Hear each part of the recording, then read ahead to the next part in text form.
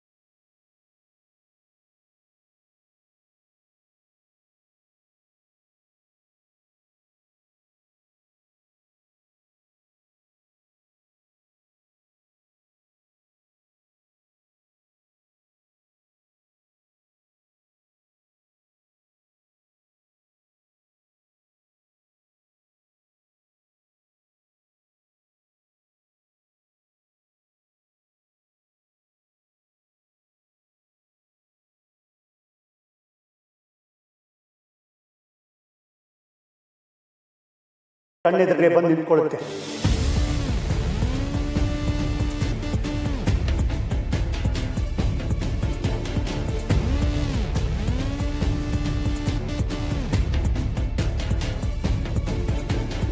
ಅತ್ತೆ,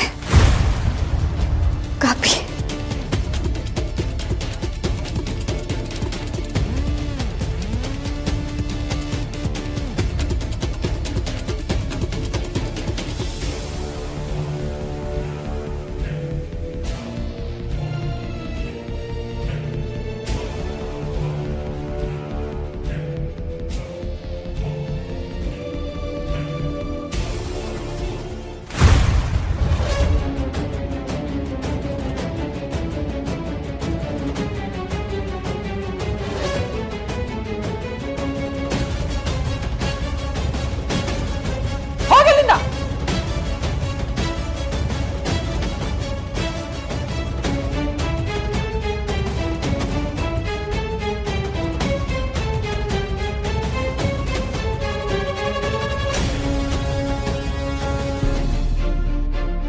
ಏನ್ ಪದ್ದು, ಯಾವುದೋ ಮುಖ್ಯವಾದ ವಿಷಯ ಇದೆ, ಈಗಲೇ ಮಾತಾಡಬೇಕು ಅಂತ ಹೇಳ್ದೆ.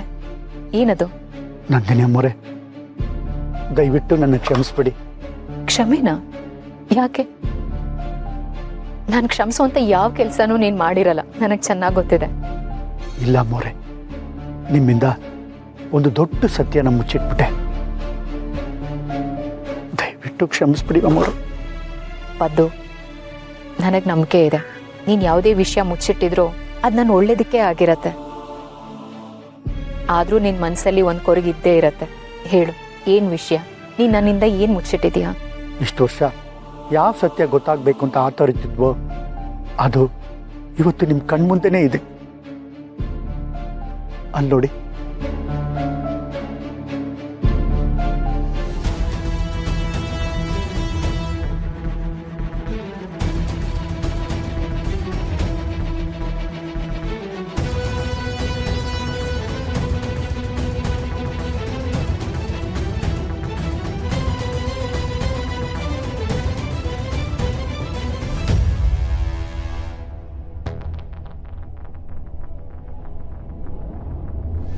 ಶ್ರಾವಣಿ ಹೇಳಿದ ಮಾತು ನಿಜಾನೇ ತಾನೆ.